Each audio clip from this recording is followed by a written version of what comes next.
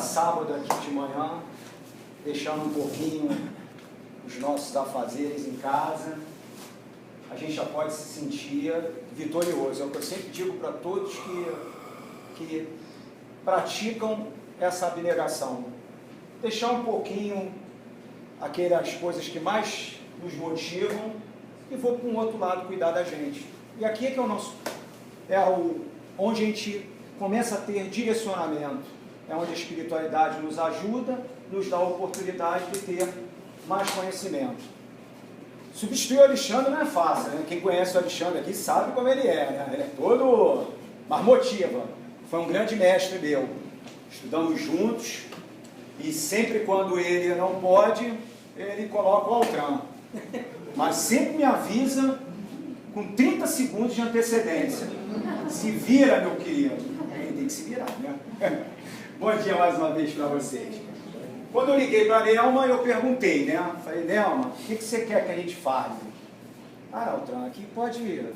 Traz o tema que você achar que seja pertinente e tudo. E eu digo sempre para as pessoas, né? O que mais a gente está precisando hoje é muito do nosso Evangelho. De todas as obras do Allan Kardec, o Pentateuco, principalmente, que eu estou falando, para mim o nosso manual é o Evangelho segundo o Espiritismo. É ali que está todo o nosso norte. Se a gente estudar aquilo com muito carinho, com muita atenção, vamos evitar muitos tropeços na nossa vida. Por isso que as pessoas às vezes falam, né? Ah, Altran, por que você não fala de outro livro? Eu ainda nem aprendi esse, como é que eu vou avançar para o outro? Eu não avancei, então eu tenho que estudar bastante ele, junto com todos que estão comigo. E a gente massifica, a gente espreme, a gente vai. Mas aí hoje eu escolhi um tema diferente. E é um tema que eu tenho percebido que em muitas casas que eu vou, eu levo, até porque quando a gente trabalha em desobsessão, o que mais nós estamos vendo é o avanço da depressão, não é novidade para ninguém. A gente que trabalha nas casas, a gente quando trata os pacientes da maca, são muitos pensando em suicídio. Então aí é um sinal da espiritualidade que como é que a gente faz para combater esse mal? Como é que a gente vai fazer para bloquear esse avanço? E nada melhor do que estar falando com uma pessoa como eu, que tive a doença. Então ali eu posso falar com muita propriedade que eu senti na pele o que é isso.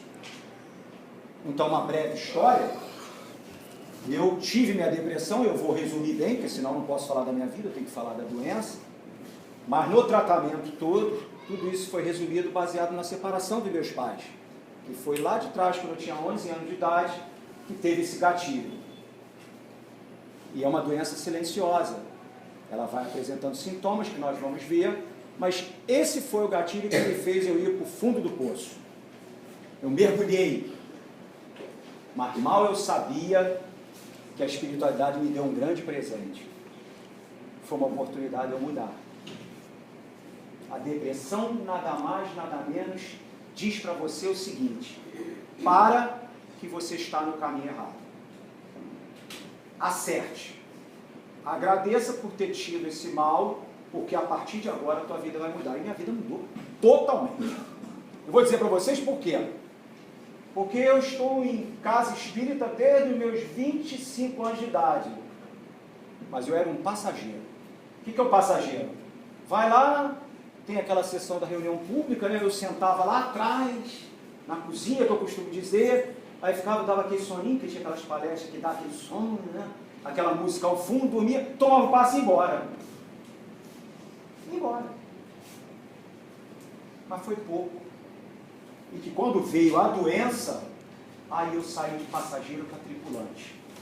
Mergulhei na doutrina profundamente e digo para vocês com muita propriedade, foi uma passagem de ida sem volta.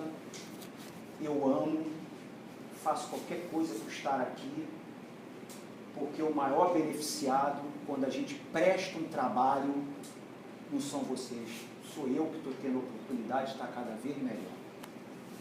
Por isso que eu agradeço a espiritualidade muito, e eu falo para ela assim, me dê muito mais trabalho, que para onde for, eu vou fazer. Mas para fazer, gente, tem uma coisa, tem que se entregar, tem que fazer por amor. Não dá para fazer por obrigação. Não existe isso. Tá? Então esse é um resumo.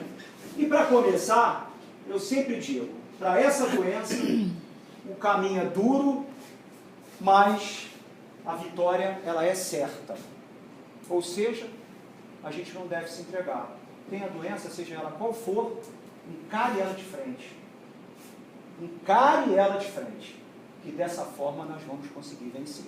Não podemos nos entregar.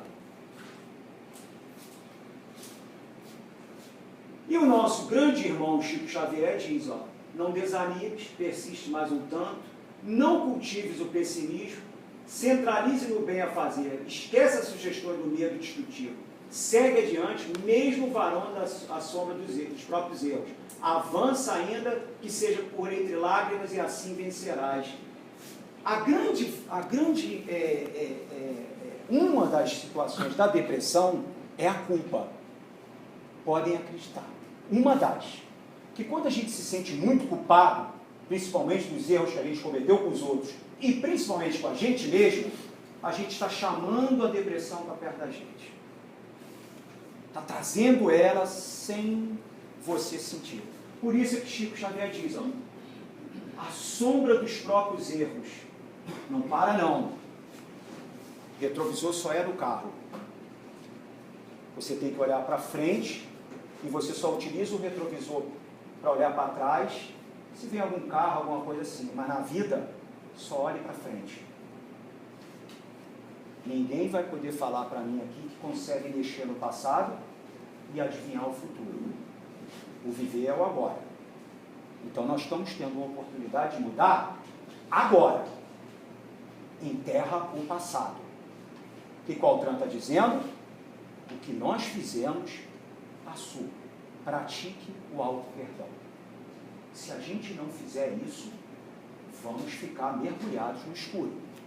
Então a gente tem que assumir que é ser humano, que estamos encarnados no mundo de provas e expiações, estamos em provas uma hora, estamos em expiação em outra, e a gente não é bonzinho, a gente tem que passar por tudo isso aqui. A gente tem que passar. Tem que acreditar que daqui para frente, quando eu acordo, Deus está dando uma oportunidade para eu ser uma pessoa melhor. Bom, vamos falar desses 3 assuntos aqui. Na minha história de vida eu resumi bastante, mas nós vamos falar da depressão na visão clínica e depois na visão espiritual. Tem 2 lados. Tá? E, gente, botem uma coisa na cabeça de vocês. Falar é a melhor solução. Falar é a melhor solução. Imagina a gente que é como se fosse uma caixa preta de avião, e na hora que o avião cai, eles lutam para poder achar essa caixa preta. Para quê? Para identificar o porquê que ela teve aquele acidente. A mesma coisa com a gente. Nós temos uma caixa preta e ela tem que ser aberta. Tem que conversar, tem que falar, tem que botar para fora. Porque quando a gente guarda para dentro da gente, a gente está rindo com o mundo, mas por dentro está uma turbulência incrível. E a gente não é nenhuma fortaleza. E a gente cai. A gente cai porque a gente quer se segurar, quer se manter, quer se demonstrar forte para o outro. E na realidade não somos assim. Ainda somos muito imperfeitos. E precisamos mais do que aceitarmos que nós somos deficientes, precisamos de ajuda. Aquele que diz que sabe tudo, gente, eu me preocupo. Porque cada vez que eu estou dentro da doutrina, cada vez que eu estou estudando, mais eu sei que nada eu sei. É fato. É fato. E nas experiências que a gente vive, na desobsessão, eu falei com o Sidney da apometria, que eu fiquei quase 2 anos trabalhando na apometria. Nossa, eu falei assim, eu não sei nada. Eu ainda tenho que estudar muito. Mas muito mesmo, para ir caminhando sem pressa. Quando a gente ingressa na doutrina espírita, isso é complicado. Porque a gente já quer estar na janela. Já se entrou no ônibus, já quer estar na janela. Não, entre devagar. Não é assim não. Vai. Por isso que o mundo está desse jeito que vocês estão vendo. Mas vamos ver aí. Essa velocidade toda está trazendo o quê? Hoje você tem uma coisa, essa coisa que você tem hoje, amanhã já não serve. E a gente está entrando nessa correria. E nessa correria que a gente entra, a gente está se perdendo, já não sabe mais o que é o quê. E aí, eu atribuo a depressão a esse animal aqui, ó, jacaré, que é extremamente oportunista. Passa 6 meses sem comer. O que eu estou dizendo para vocês? Ele vive um momento, espera o momento certo para abater a presa dele. É a depressão. Ela se instala, chega do lado dela aqui, ela nem percebe e ela vai entrando devagarinho, mediante o quê? As portas que você vai abrir. E ela vai chegando, ela vem entrando. Os tropeços da vida da gente, a gente passa o tempo todo na ganância, na correria que eu estou falando, e ela vai entrando e abre as portas. Você vai brigando com os teus familiares, brigas conjugais, bens materiais, mas a gente está indo. E ela está vindo junto contigo, ela está só rindo. Abre a porta para mim. Abre, que eu vou te pegar. É isso aqui. Ela está te olhando. Então nós temos que ter um alerta máximo, gente. Nós vamos ver agora os gatilhos que a gente precisa estar de olho quando começa a sentir que algo está errado. Na história, vamos ver o que é. A depressão, o que é? É uma doença psiquiátrica caracterizada por afetar o estado de humor da pessoa, deixando um predomínio anormal de tristeza. Olha só, gente, está atingindo mais de 350 milhões de pessoas no mundo. O nosso país é o terceiro. São 17 milhões de brasileiros, que eu acredito que tenha muito mais, devido a essa crise que nós estamos vivendo. Um diagnóstico errado de depressão, nós vamos saber por quê. É uma confusão entre estado de tristeza e depressão. E entre 2017, ela se tornou a principal causa de afastamento do trabalho. Até 2020, o ano que vem, será a segunda maior causa de incapacitação no mundo. Classificado em 3 graus, leve, moderado e grave, homens e mulheres em qualquer faixa etária, mulheres são 2 vezes mais afetadas pela oscilação hormonal. Crianças e idosos com características particulares. Gente, nesse slide aqui, tem uma coisa que a gente tem que entender. Tem um preconceito quanto à doença. Porque quando a gente fala doença psiquiátrica, o que todo mundo pensa? Pô, tu vai me tratar, tu está me dizendo que eu sou maluco? Gente, pelo amor de Deus. Pelo amor de Deus. Psiquiatria não trata maluco. Desculpe o termo. Psiquiatria estuda as doenças do sistema nervoso central. Entendam isso. Então, se alguma vez vocês, ou um parente, ou um amigo, for encaminhado por um psiquiatra, digam isso. Que bom, existe um especialista que vai entender o que você está passando. Ah, mas não é maluco. Não é isso. Pelo amor de Deus, não pense assim. Porque as pessoas mergulham na doença, porque quando falam que precisa ir para o psiquiatra, as pessoas não vão. Não vou não. Qual é o seu nome? Se eu for, a diva vai pensar que eu sou maluco. Então eu vou ficar doente. Quer dizer, eu dou importância do que a diva está pensando e mantenho a doença instalada dentro de mim. Por quê? Por sinônimo de fraqueza. Que é o que a depressão mostra. As pessoas se escondem porque estão fragilizadas emocionalmente, não querem chorar na frente do outro, porque eu estou demonstrando que eu sou fraco, Nelma. Que eu sou fraco, então eu não posso. Quer dizer, então eu não posso chorar? Porque eu sou fraco? Não, eu choro muito. Eu digo para vocês, eu sou muito emotivo.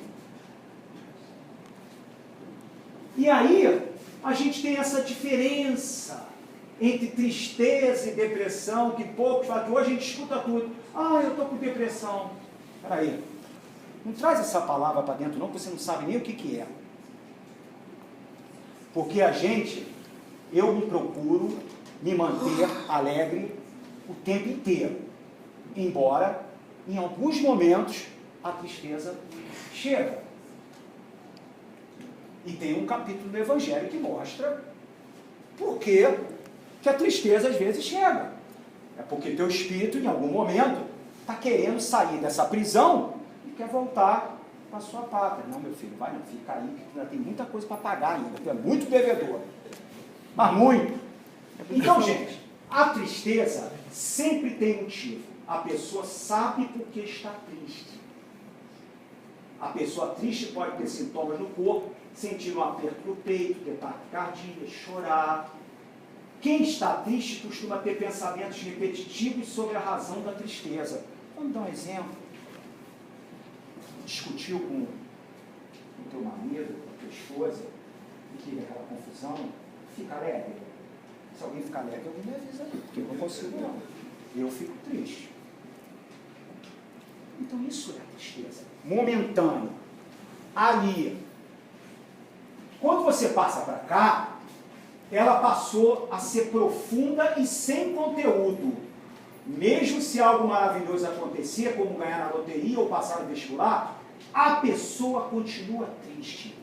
Não tem uma diferença aí? A gente olha, pergunta, a gente conhece a pessoa e essa pessoa não sabe especificar a origem da tristeza. Então, opa, tem algo errado aí. Tem algo aí que precisa ser investigado. Anda muito. A profundidade da tristeza também é importante. Ele anda muito. Pensamentos suicidas podem indicar a depressão. Quando estamos na maca trabalhando, Nelma, e aqui não deve ser diferente, toda a casa espírita é isso, quando o paciente deita na maca, gente, é impressionante, vira um oceano. É uma chora. Ali é a libertação. E aí, quem sabe o que vem, gente? Muito pensamento suicida. A probabilidade dele estar com depressão já é altíssima. Porque quem pensa que quer se matar, esse já está separado. Tem que ser tratado de uma forma diferenciada. Já é um sinal. Quando deprimida, a pessoa sente pelo menos 2 semanas de uma tristeza profunda e contínua. É a principal diferença entre tristeza e depressão. Se essa pessoa está perdurando essa tristeza direto, ela tem que ser tratada. Não é normal, gente. É importante você falar sobre isso, porque nós mesmos gostamos de rotular as pessoas como depressiva e a pessoa está passando simplesmente por um momento de tristeza. E tem esse processo aí, é muito comum isso, né? Totalmente, Cid. Totalmente. A gente tem que ter cuidado quando alimenta esse sentimento. Hein? Cuidado, gente. Como eu falei no início, ela é uma doença oportunista. E ela só entra quando nós estamos dando a porta para ela entrar. Abre a porta que ela entra. Então nós não viemos nesse plano, gente, para sermos pessoas tristes, não. Quando eu entrei aqui na casa, eu cheguei em alguns momentos a ficar um pouco emocionado, mas tive que segurar, porque eu via que trabalho diferenciado. Quando você sai aqui, onde as pessoas estão sendo atendidas por dificuldades, por situações que a gente nem pode imaginar, mas estão ali. Aí quando eu olho para o meu lado, que eu digo que eu sou um privilegiado, pela oportunidade que Papai do Céu me deu, de eu ter, graças a Deus, eu tenho um excelente trabalho, ter minha saúde, por que eu vou alimentar sentimento de tristeza que pode virar uma depressão? Nós não temos esse direito. Nós não temos esse direito. Nós temos 3 tipos de depressão, para vocês saberem. 3 não, 4. A exógena, que depende do fator externo, morte de um ente querido, divórcio, perdas financeiras, isso acarreta uma depressão, que são as perdas. A endógena, que é, ou seja, que vem de dentro da pessoa, olha aí, a culpa por assassinato, aborto, traição, depressão do idoso, pós-parto, isso acontece muito aqui, Aqui então nem se fala, meus amigos. As orgânicas, acidente vascular, tumor, câncer, e a depressão traumática, que é aqueles acidentes automobilísticos, acidentes de trabalho, que a pessoa era capacitada e de uma hora para outra já não está mais capaz. E aí, quando a gente está lidando com o idoso,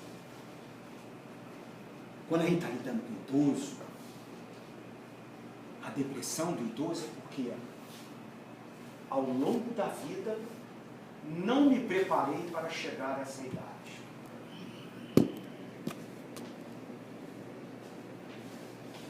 Ao longo da vida, as pessoas, como são tão egoístas, não têm paciência para emprestar os ouvidos para os idosos. Aí bate a solidão, e a solidão entristece qualquer um por causa do abandono. Eu costumo dizer que é uma falha da nossa educação. A educação de hoje está muito solta. Quando na nossa época, né, era difícil, né? A gente valorizava muito a família, abraçava, a benção avó, a benção avô. Hoje, difícil de ter isso. Isso é caretice. Não é? É um erro nosso? Não é um erro nosso? Até o jeito de você falar com a pessoa mais velha, né? Não, a pessoa mais velha, para educação. Poxa, o senhor, não me chama de senhor porque você é velho, mas eu fui criada assim. Né? Mas as pessoas não aceitam. Assim. As pessoas não aceitam. E tem muito idoso que não aceita, sabia? Sim, mas eu entendo. Eu entendo. Você está me chamando de velha? Eu entendo. A gente tem que aceitar a idade, gente. A vida é essa.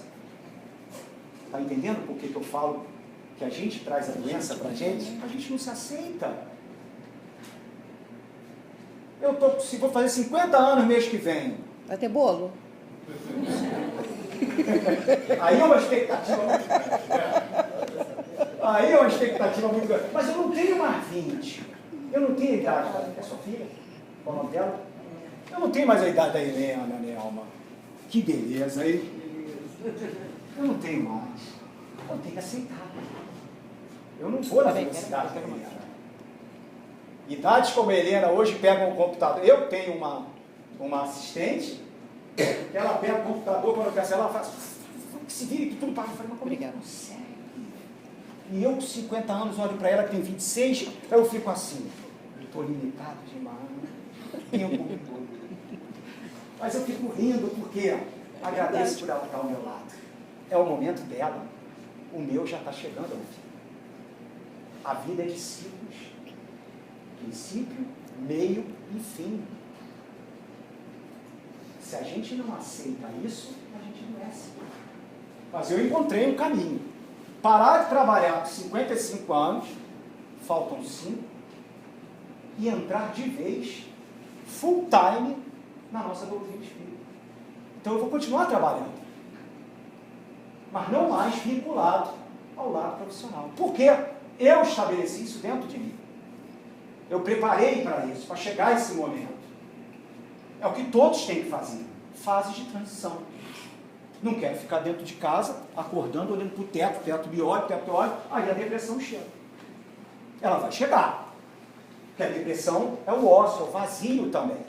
Ela traz esses 3 impactos, ó. Emocional, funcional e físico. E a gente fica desse jeitinho aqui, ó. Ih, eu fiquei assim, ó. Não dá para ver, não? Desculpa, não. Eu fiquei muito assim, ó. Assim não. Que eu ficava assim desse jeito. Uma invasão de pensamentos negativos. Parecia que eu tinha 1 tonelada em cada perna que eu não conseguia andar. Terrível, gente. Muito.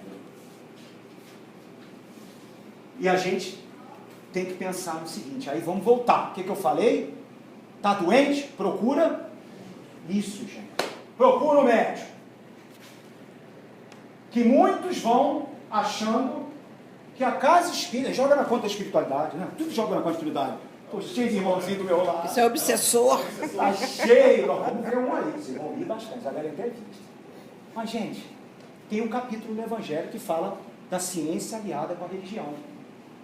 Nós estamos se aproximando, já tem hospitais que já estão fazendo tratamentos nas macas dos hospitais com paciente.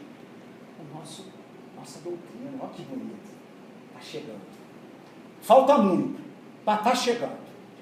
Mas a gente ainda precisa disso daqui, ó. A gente precisa ter um acompanhamento médico, o tratamento de medicamentos antidepressivos pode ser por 3, 6 meses ou até 1 ano. Olha, gente, esse é um grave problema de quem está em tratamento de depressão. O medicamento, ele leva 30, 40 dias para fazer efeito. E quando faz, ele bota você na situação normal. Sabe o que a grande maioria faz? Opa, não preciso mais. Ai, que erro. Porque ela volta e volta dobrada, com força máxima. Então, só interromper medicamentos com consentimento médico. Parem de se automedicar, parem de ter a própria decisão. Estudaram para isso? Tem algum médico aqui? Não tem. Então, se não tem... Terrível. Terrível. Aí entra no Google, vai lá e bota o que... Não pode, gente. Não pode. Os quadros leves respondem bem ao tratamento de terapia. Quadros mais graves e por reflexo da vida afetiva, familiar, profissional e em sociedade, indicação é de um antidepressivo. Tem que ter um acompanhamento de um psicólogo, dependendo do caso. Pode usar antidepressivo por resto da vida. Associação com estes tipos, é para substituir, tá? Quando eu falo ansiolítico, você já deve ter falado do Rivotril. É o mais famoso. Maldito Rivotril, que as pessoas não entenderam. Isso é um remedinho que é para ser usado durante os 30 primeiros dias, aproximadamente, não mais do que isso. Porque quando começa a tomar, já fica na cabeça dizendo, pô, vou ficar dependente disso. Não, não vai não, meu filho. Eu vou usar o medicamento para me tirar da crise, eu vou me libertar disso, vou tocar minha vida, vou fazer minha vida diferente. Ponto. Não atrai pensamento negativo, não. Pode falar. Agora, tem gente que toma esse remédio só para dormir, para relaxar, de vez em quando. Está errado. Desculpa, está errado. Remédio não foi feito para relaxar, para dormir de vez em quando, não. Remédio foi para ser usado quando tem que ser usado. Toma suco de maracujá que dá um cabeleiro. Isso, obrigado. Ou então vem trabalhar numa casa espírita. Vem trabalhar numa casa espírita e vem doar. Doar, o que está precisando é doar. Vem doar. É o melhor remédio que tem. Eu, quando eu trabalho à noite, eu trabalho com morador de rua. Sabe quais são os melhores dias que eu durmo? Terça e quinta. Puxa, terça e quinta é o sono da Helena. Bate na cama e vai. É o trabalho, é a atuação. Esse é o remédio. Esse é o remédio. Esse é o remédio. Tem esses efeitos colaterais quando a gente toma antidepressivos, que eu falo para todo mundo, eu digo, gente, vamos ler a bula, tá? Sabe por que eu falo para todo mundo? É isso que eu falo para o pessoal que é da área da saúde. Vamos ler a bula por quê? Porque na bula tem os efeitos colaterais. Então, na hora que eu tiver sentindo algum efeito colateral, se eu ler a bula, logo eu estou afastado da ignorância e tenho conhecimento. Ah, mas é muita coisa para ler. Mas deveríamos ler, né? É, mas muita coisa para ler. Mas deveríamos ler, mas deveríamos ler. Vou perguntar a ela ali se é meio bom, que ela me Deveríamos dá. ler. Porque aí o que acontece? Quando tem um efeito colateral, larga o medicamento, não toma e deixa isso para lá. A doença instala, a doença vem. Gente, leia, mas não se impressione com o que está escrito. Aquilo ali são relatos de muitos e muitos pacientes que foram entrados em estudo e que não necessariamente aconteceram com o outro, vai acontecer com você. Organismo, metabolismo são Tudo completamente diferentes. Exatamente. Eu digo isso porque eu passo muito por isso na minha profissão. E assim, na maioria das vezes, a gente até aconselha não ler e procurar um profissional. Porque eles se impressionam demais. Claro. E as pessoas leigas começam a procurar no Google. Pai Google. E assim, é o que ela falou. Isso é uma estatística. eu pego uma quantidade de pessoas diferentes, de idades diferentes, de lugares diferentes e etc, para poder fazer esse estudo. Claro. E algumas pessoas, quando começam a ler, começam a sentir esses sintomas Sem ter, né? sem ter, só por ter lido. E aí, às vezes, a gente até prefere que não leia e que procure um profissional para se orientar. Quem seria o profissional? O médico ou o farmacêutico. Obrigado, olha. Essa é uma falha de todo o sistema nosso.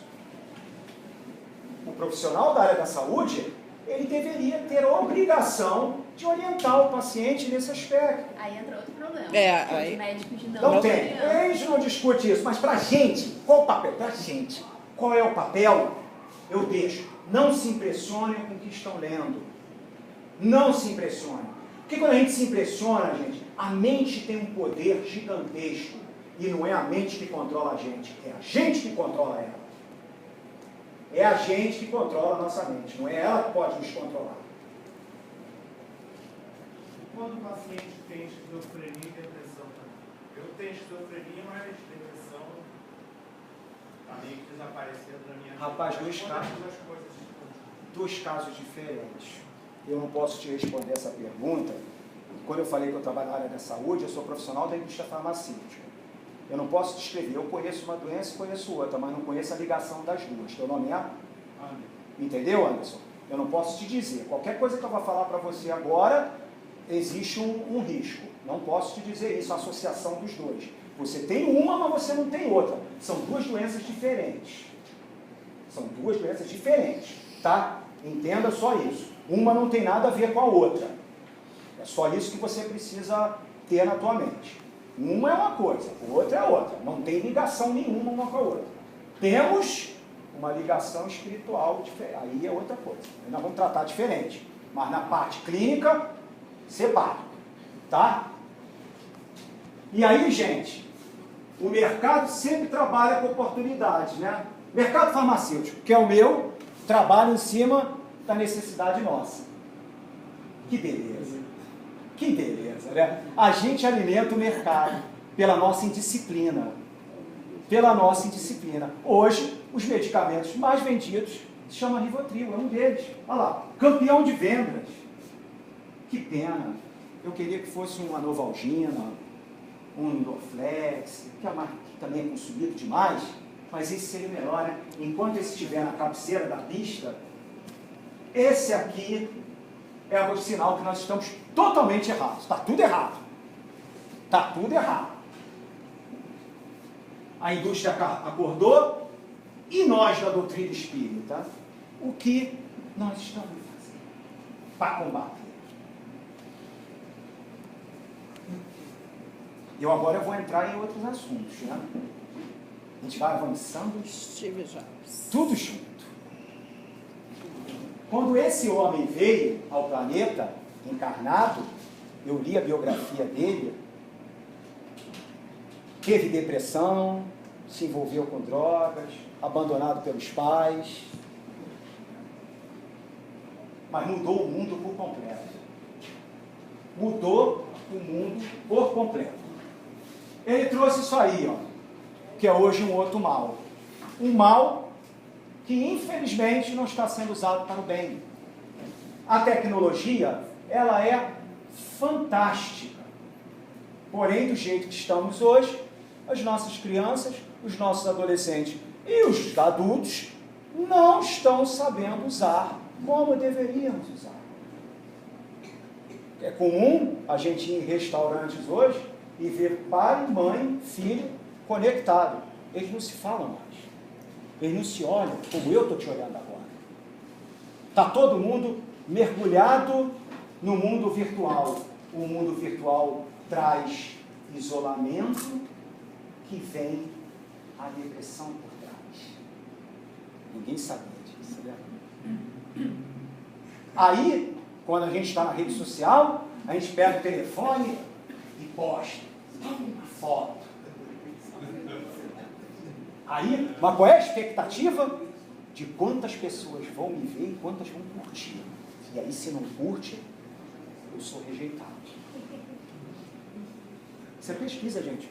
A gente faz na casa isso. a necessidade de autoafirmação. Quando a rede social, ela é fantástica. Eu mesmo estive com a minha avó, Nelma, eu estava agora vindo porque eu trabalho no Brasil inteiro, fui lá, estava no Nordeste, fui visitar minha avózinha, que tem 97 anos. Nossa. 97 anos. Aí eu peguei, que agora tem que dar comida para ela, e aí o que eu fiz? Vou usar a rede social a nosso favor. Pedi minha mãe para bater uma foto, e eu realmente estava dando sopa para ela. É para quê? Abraça os teus avós enquanto estão aqui. Vai lá. Vai acolhê-los. Sente do lado, abrace. Empresta os ouvidos. Fiquei muito feliz pelos comentários, que muitos fizeram comentários emocionantes. É isso. A rede social é para isso. É tocar. Pensar assim, vou publicar alguma coisa, eu vou impactar positivamente no outro? Vou, então avança. Não pense em você, pensa na sociedade como um todo que está precisando de amor. Muito amor. Não é? E aí veio tudo isso e deixou a gente confuso, embaralhado. Os oftalmologistas hoje estão dizendo assim: crianças estão chegando mais cedo no meu consultório com deficiência visual, porque o filho já nasce com um tablet na cara. Aquilo gera uma dependência. A chupeta, o brinquedo foi trocado, sabe por quê? Por um celular, por um tablet, e que ali está gerando uma dependência emocional, química. A criança não tem mais condições de socializar. A depressão está entrando, porque ela não socializa, ela vive o mundo dela. Eu acho bonitinho, que criancinha, um aninho, já no celular. Eu vi um vídeo que a mulher vestindo a filha para a escola, sentada na cadeira, e ela está lá assim, a garotinha levantou a cadeira, ela calçou a meia na cadeira e no sapato, sem olhar para a filha. E a filha sentou, ela calçou um pé de meia. A grande maioria aqui é pai e mãe. O erro está em quem? Pais. Obrigado. A criança mal chora, a gente viu o Já se viu, já toma. Mas por quê? Não queremos ter trabalho. Não queremos ter trabalho. Aí o egoísmo impera porque eu estou pensando em mim, eu não estou pensando no meu filho. E aí depois meu filho adoece, eu não sei porquê. Sabe sim? Não planejaste o filho? Por que não fez o teu trabalho? Capítulo 5 do Evangelho segundo o Espiritismo, bem-aventurados os aflitos. Eu estou estudando, hein? Me corrija. Eu sei que eu estou aqui numa casa de estudo. Estou sendo testado. O capítulo está lá. O capítulo está lá, está dizendo, mas vamos ver. Mas vamos ouvir aqui. Vamos ouvir aqui. Esse vídeo, prestem atenção, é rápido, mas você veja o que uma pessoa fez, depressão, acordou no momento, e no leito de morte, está na biografia dele, veja o que ele diz, quando está já indo partir, tá? Teve tanto dinheiro e o dinheiro não ajudou. Eu vou falar hoje esse programa falando sobre Steve Jobs, este mago da Macintosh, dos iPhones, iPads da vida. Eu vou citar aqui as últimas palavras de Steve Jobs. Olha o que ele disse, praticamente no leito de morte. Eu alcancei o pináculo do sucesso no mundo dos negócios. Nos olhos dos outros, minha vida é uma personificação do sucesso. Porém, além do trabalho, tenho pouca vida. No final, a riqueza é apenas um fato da vida que eu estou acostumado. Neste momento, deitado na cama, doente, e lembrando toda a minha vida, eu percebo que todos os reconhecimentos e a riqueza que tive, muito orgulho em ter, empalideceu e tornou-se insignificantes diante da morte iminente. Na escuridão eu olho para as luzes verdes da vida, apoiando máquinas, e ouço os sons de zumbidos mecânicos. Posso sentir o sopro de Deus da morte se aproximando. Agora eu sei, quando nós acumulamos riqueza suficiente para a nossa vida, devemos buscar outras questões que não estão relacionadas com a riqueza. Deve ser algo que é mais importante. Talvez relacionamentos, talvez a arte, talvez um sonho de juventude. Prosseguir sem parar em busca de riqueza apenas transformará uma pessoa em um ser torcido igual a mim. Deus nos deu os sentidos para sentirmos o amor nos corações de todos, não as ilusões provocadas pela riqueza. A riqueza que eu ganhei na minha vida não posso trazer comigo. O que posso levar são suas recordações precipitadas pelo amor. Essas são as verdadeiras riquezas que irão segui-lo, acompanhá-lo, dando-lhe força e luz para continuar. O amor pode viajar 1000 milhas. A vida não tem limites. Vá para onde você quer ir. Chegue à altura que você deseja alcançar. Tudo está no seu coração e em suas mãos. Qual é a grama mais cara do mundo? A grama de leite. Você pode empregar alguém para dirigir o carro para você, fazer dinheiro para você, mas você não pode ter alguém para suportar a doença para você. Coisas materiais perdidas podem ser encontradas, mas há uma coisa que nunca pode ser encontrada quando é perdida: a vida. Quando uma pessoa vai para a sala de cirurgia, ela percebe que existe um livro que ele ainda tem que terminar de ler. O livro da vida saudável. Qualquer que seja o estágio da vida, estamos no agora. Com o tempo, vamos enfrentar um dia em que a cortina cai. Tesouro de amor para a sua família. Tesouro de amor para os seus amigos. Tratem-se bem, respeitem-se e amem uns aos outros. Boa tarde e até amanhã. Eita! Oxe, eu vejo esse vídeo umas 20 vezes. Valeu? Toca, não toca? Toca ou não toca, mestre? Aí nossa cabeça fica desse jeito, né? A nossa cabeça está assim. Nossa cabeça fica... Vamos fazer uma reflexão nesse momento. Aí a gente pensa, o que nós estamos fazendo com a nossa mente?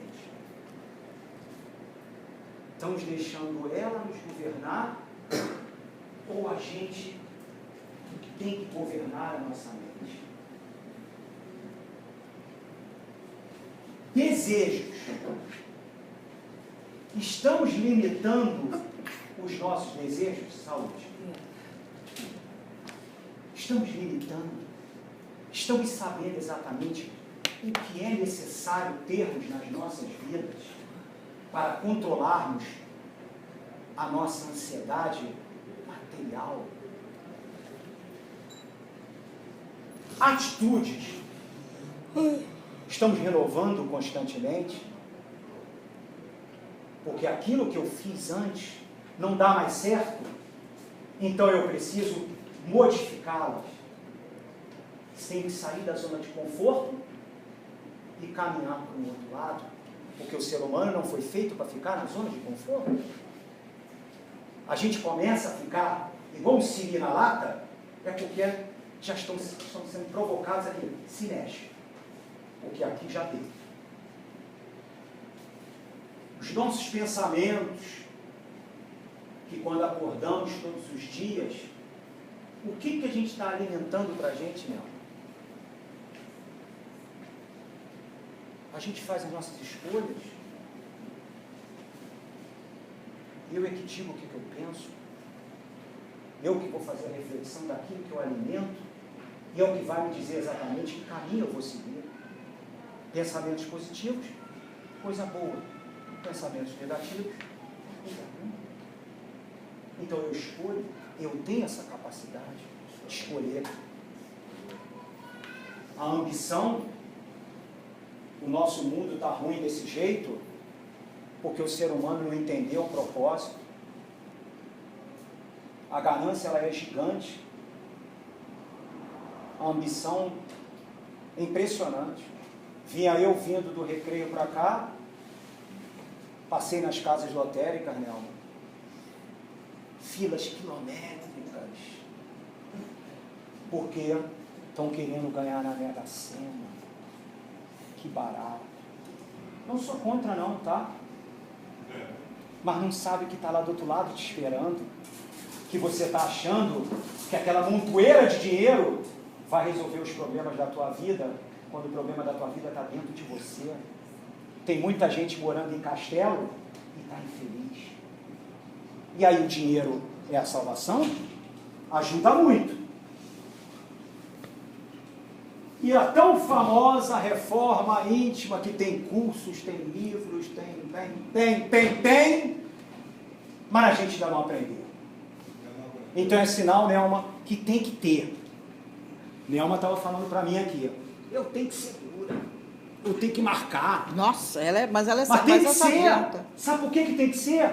Porque o ser humano, ele tende a escorregar, Nelma, ir para trás, então tem que ter alguém para puxar. Ainda bem que tem Nelma para ficar atrás, falando, gente, vem para casa, vem cumprir as obrigações, porque quando você se veste, se propõe a vestir uma camisa, cadê o nome da casa, pelo amor de Deus? Aqui, ó, você se propõe a vestir a camisa, a Cristi. Meu filho está vestindo a camisa para mostrar para ele que tu trabalha? Que ignorância. Veste a camisa e soa para acabar o trabalho, chega em casa e faz assim, ó, saiu água pra caramba, eu trabalhei. Isso é trabalho. Trabalho voluntário não tem diferença para o trabalho profissional. Só existe uma diferença. Um é remunerado e o outro não. Apenas isso. Então, se temos que começar 9 em ponto, como você colocou, é às 9 que tem que estar. É comprometimento, é responsabilidade. Não pode faltar isso. E com vocês que frequentam a casa, sempre respeitem. Não cheguem em cima da hora. A palestra começa às 9 horas, cheguem 15 para as 9 para ir se adequando à energia do ambiente. A gente está, pergunta para a gente está naquela era do ter ou na era do ser? Estamos na era ainda do ter. Eu quero ter mais amor. Eu quero ter mais bem material. Eu quero ter status. Eu quero ter isso aqui. Mas você não pergunta, eu preciso ser melhor. A gente tem que vir para cá. É ser. Não é o ter. É o ser. Eu preciso ser melhor como ser humano. Eu preciso mais amar. Eu preciso passar por alguém e abraçar. Porque quando eu olho aqui, isso aqui, Haroldo Dutra, eu estava lendo, né, uma semana passada um vídeo dele, e ele estava abordando justamente isso aqui. As nossas casas espíritas é acolhimento. Então, se nós, como voluntários, ou vocês que falaram, não se cumprimentam, não se abraçam, tem coisa melhor do que um abraço? Abraça, gente. Abraça. Dá um sorriso para alguém. Você pode estar mudando o dia daquela pessoa com simples atitude, que a gente confunde, né? Eu não vou trabalhar numa casa não, porque eu não tenho dinheiro para ajudar. Eu falei, não, tu não entendeu nada ainda. Tu ajuda de várias formas. 2 ouvidos, para quê, hein? Ouça mais. Vai lá, vai numa casa de idosos, empresta os ouvidos. Trabalha com morador de rua, que passa o dia inteiro no anonimato. Quando chega, parece uma tagarela. Qual é teu nome? Gabriel. Falam pra caramba. O Trump, não sei o que, tá subindo, e tu tem que... Mas ouve. É isso. É tão pouco mesmo. A gente está pedindo pouco mesmo. Pouco que nós estamos pedindo. Entrando agora, já na melhor parte, rápido, falando da visão da doutrina espírita quanto à depressão, o que eles dizem para a gente? Joana de Anjos, a depressão tem uma gênese no espírito, lá, que reencarna com alta dose de culpa, com a consciência culpada, sofrendo os agravantes que lhe dilaceraram a alegria íntima, imprime nas células elementos que a desconectam, propiciando em largo prazo o desencaminhamento dessa psicose. Lembra que eu falei para vocês de culpa? Olha aí. Cid, tem algum problema aí? Não. Não, é só porque cada um... Não, porque minha amiga está... Não, calma, respira, inspira. Eu preciso saber calma. o tempo. É porque ela está congelando, ela está pedindo, está muito frio. Até 10 horas, mas pode ir até as 10h10. E você parar de andar muito, pelo amor de Deus. Parar de andar muito? Eu não aguento, porque eu estou toda torta aqui. Dá o controle ali que ela está com... Na visão espírita, Allan Kardec diz o seguinte, olha, ele explica a depressão, se os médicos são mal sucedidos tratando a maior parte das moléstias, é que tratam do corpo sem tratarem da alma. E é verdade. A gente vai ao médico, o médico trata do corpo. Ele não tem ainda aquele olhar de olhar a alma do paciente, mas já estamos modificando. François diz, sabeis porque às vezes uma vaga tristeza se apodera de vossos corações e vos leva a considerar a amarga vida. É que vosso espírito, aspirando a felicidade e a liberdade, se esgota, jungido ao corpo que lhe serve de prisão, em vãos esforços para sair dele. Reconhecendo inúteis esses esforços, cai no desânimo e com o corpo lhe sofre a influência, toma-vos a lassidão, o abatimento, uma espécie de apatia e vos vulga infelizes. Falamos disso também. Evangelho segundo o Espiritismo, capítulo 5, melancolia. Vamos ver um exemplo? Preste atenção nesse vídeo, que apesar de ser um pouquinho cômico, mas o cômico que traz a realidade. Olha como a gente fica quando estamos com depressão.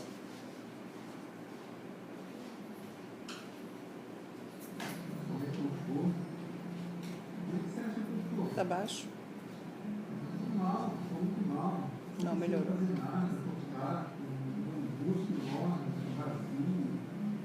Tudo que eu faço é errado, não consigo terminar nada que eu começo a fazer. Eu acho que deve ter um espírito obsessor, perseguido.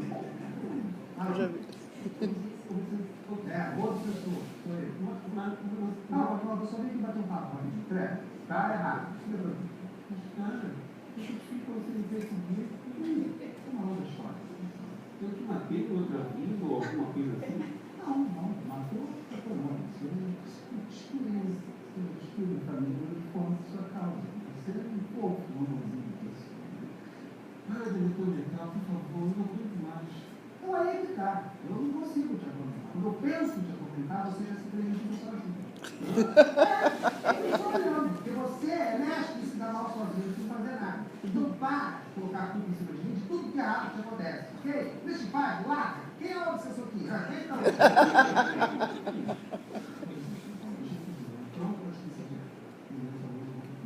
você já acorda, mal-humorado. Você já conversa distratando com a filha, teu vizinho, o padeiro, o cachorro, o periquito, o papagaio, o Oswaldo, eu já contei, fazer uma prece. Você é chato. É tão simples. Basta você estar na tua, eu chego aqui, estou decidindo, vou embora. Eu te dou de obsessor aqui, eu tenho o direito de brincar, tem que chegar na cura lá. Só aqui, você atrai. Bota pra mim. Cada palavra de ódio, de uma piedade, é uma pedra que você leva, bota no seu caminho. Eu não ensino nada, eu tenho isso. Entendeu? Nós vamos de menino, vamos tentar. Ok? Agora do voto, eu estou dando um conselho. Aí você coisa de mentor, eu sou obsessor. Eu já vi o vídeo.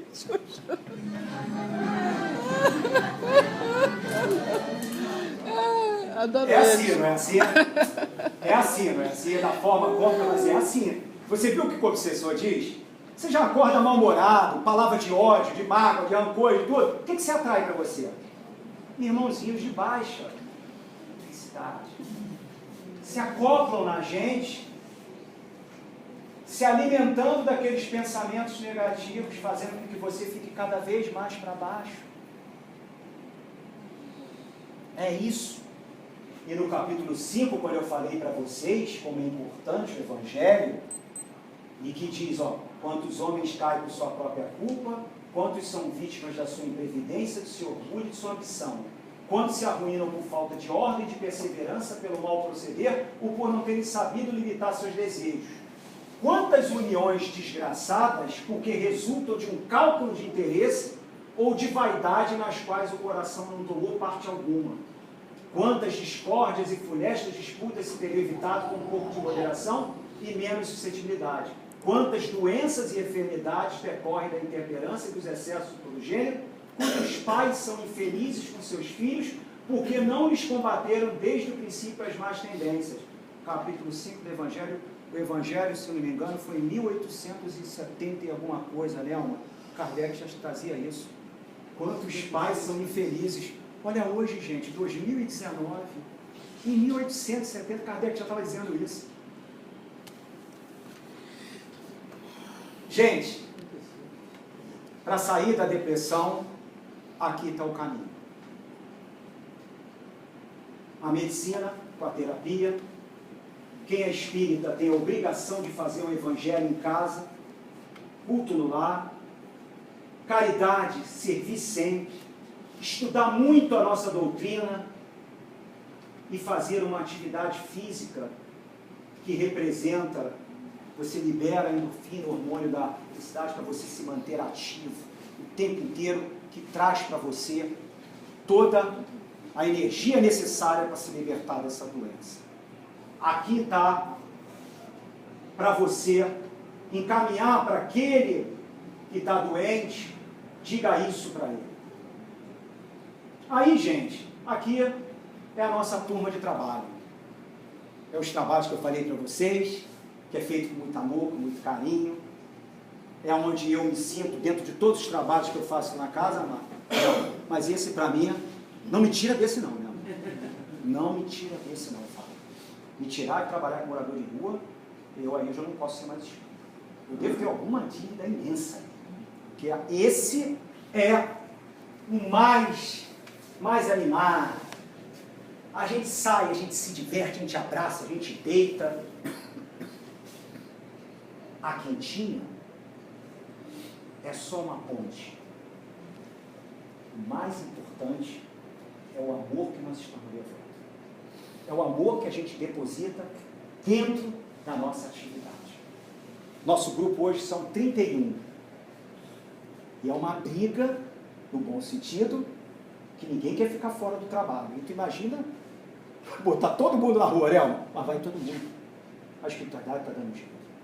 Sempre coordena para as equipes irem com aquela força total. E aqui, ó, gente, quando eu falei para vocês lá, da minha depressão, da minha origem, depois de 28 anos eu fui passar, que meus pais se separaram, minha mãe foi embora para os Estados Unidos e eu fiquei com meu pai. Então, depois de 28 anos, eu fui passar meu aniversário junto com a minha mãe. Minha mãe faz 5 de junho, eu faço 16. Demorei para praticar perdoar minha mãe, também perdoar, porque eu me senti abandonado. E depois que eu perdoei, mas não é perdoar a palavra não, tá? É perdoar aqui. Aí eu me libertei. Aí eu fui. Hoje eu e minha mãe somos parceiros gigantescos. Passado enterrou. Passado enterrou. Hoje somos uma única força só. Resgatamos o que deixamos para trás. E fizemos tudo diferente para frente. Recado. Se vocês têm alguém que estão brigados, Jesus já dizia, reconcilie-se com o seu adversário enquanto ele está no teu caminho. Se ele não quer, o problema não é mais teu, passou a ser do outro. Mas não carregue raiva, ódio, mágoa de ninguém, porque esses 3 elementos andam, substanciam, alimentam a depressão. Não alimenta não, gente. Vivam com o coração pleno de amor. Para encerrar, minha amiga, você me deu 10 e 10, eu consegui acabar antes do tempo. Bezerra de Menezes, um grande mentor, né? Grande mestre, deixa uma mensagem para vocês aí, para todos vocês, não, para todos nós, da nossa doutrina. Vamos ouvir, é rápido também. A melhor cirurgia espiritual.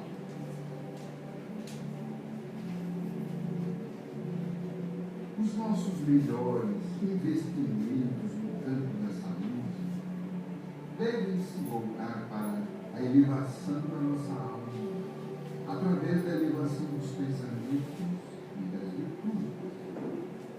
O pensamento fixo no meio bombeia elementos químicos poderosos para a harmonia do corpo físico. A ação caridosa, quando perseverante e desinteressada, irriga nosso corpo com as mais elevadas energias, geradoras do bem-estar e da saúde integral. ouvir os ensinamentos de Jesus. Ele está se autocirurgiando espiritualmente todos os dias, prevenindo-se muitas doenças que ele buscaria em dores diariamente. Não estamos querendo afirmar que a criatura humana deve ser desleixada com o corpo carnal, ignorando os cuidados que precisa tomar no campo da preservação do maquinário físico, mas que não pode esquecer que é um espírito que naviga na vida e que, portanto, precisa cuidar com mais atenção das causas do que das consequências. Lindo vídeo esse, né? Bezerra, né? Bezerra. André Luiz também vem aqui conosco deixar a nossa mensagem.